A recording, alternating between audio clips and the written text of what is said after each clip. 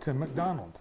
Welcome back to the show. Bart, thanks for having me. It's always a pleasure to join you and your audience. It's always a pleasure to have you here, particularly now because our new Pope, just not even a week into his reign, into his role, and we've had some time to learn a bit about, I think quite a bit more.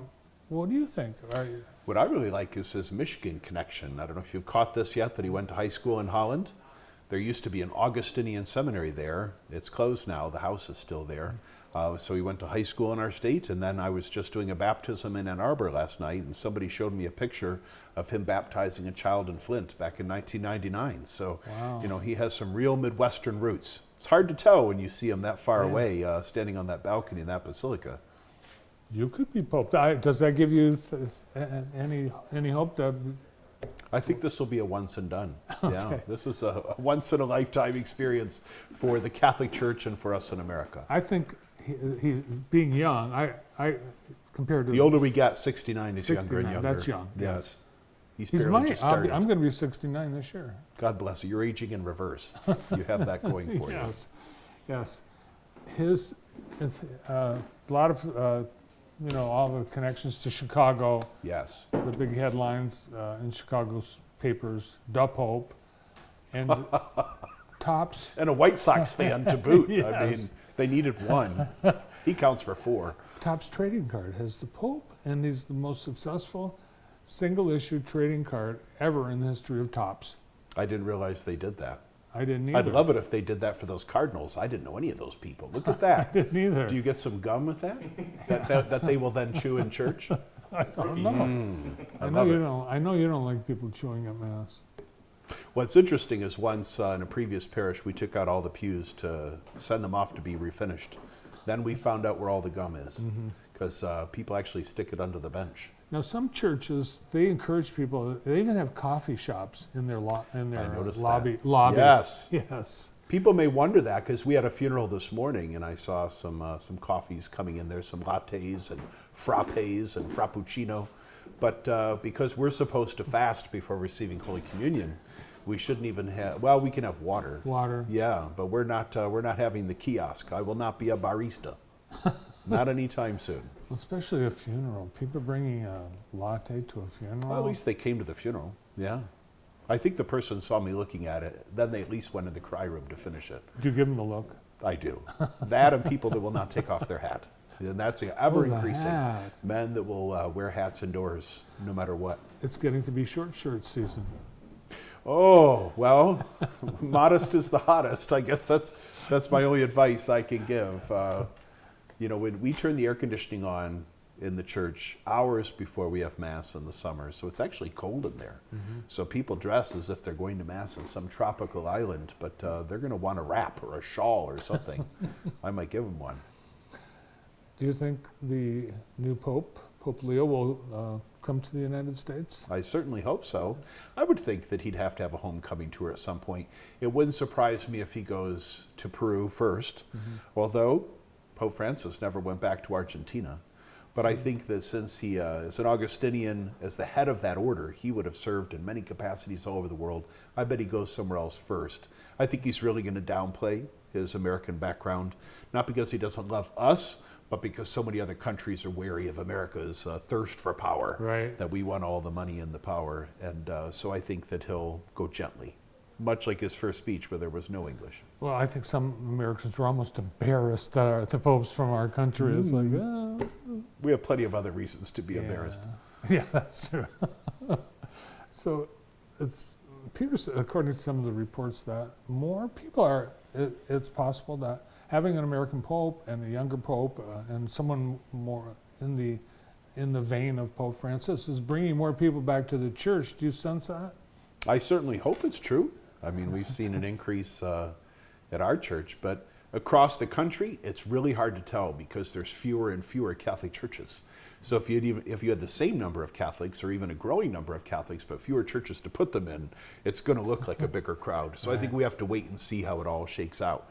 Certainly, we're seeing a great renaissance in vocations. As, in a few weeks, Bishop Boyer is going to ordain 7 men to be priests in our diocese. The year after that, if they all stick with it, 5.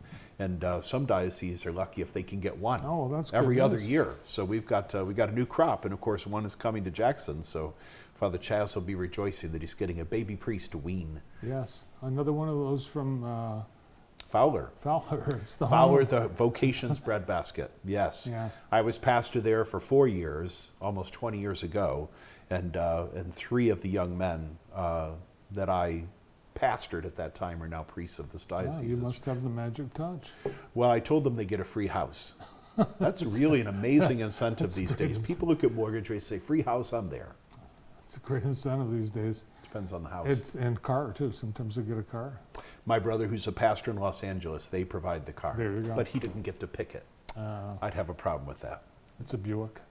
What is it? I think it's no, it's a Hyundai, like I drive. So California. all right. 3 priests in my family, we all drive Hyundai for some reason, That's interesting. but we don't like A Korean Hyundai food. family. Well, it turns out you're not a musical family because your dad is, but you kids weren't.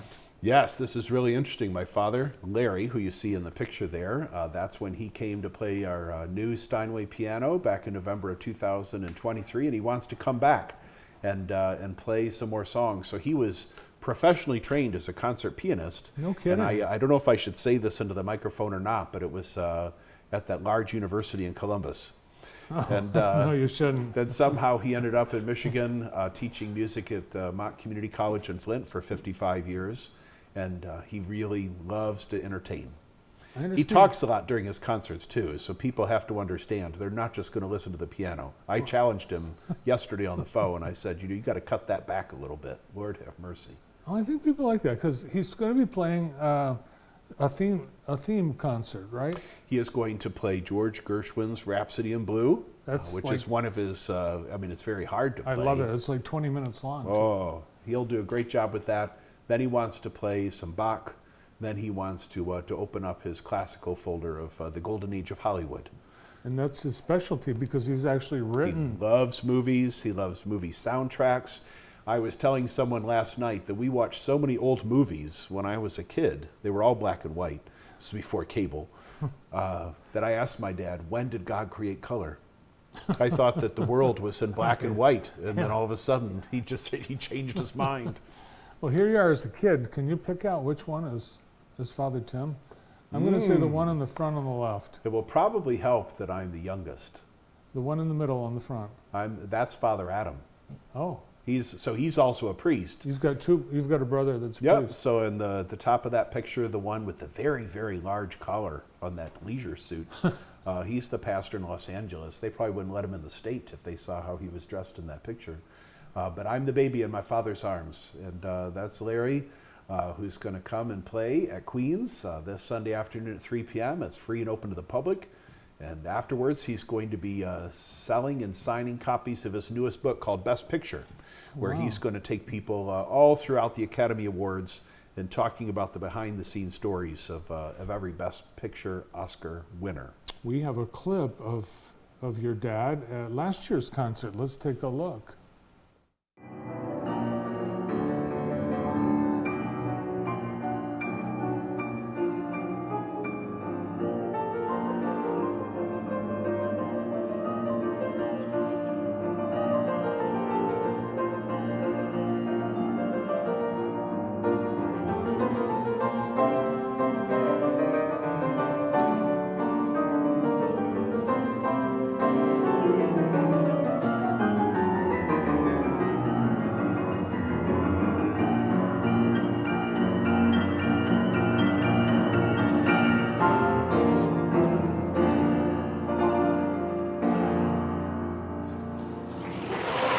Wow. When he finished that, I thought he broke it.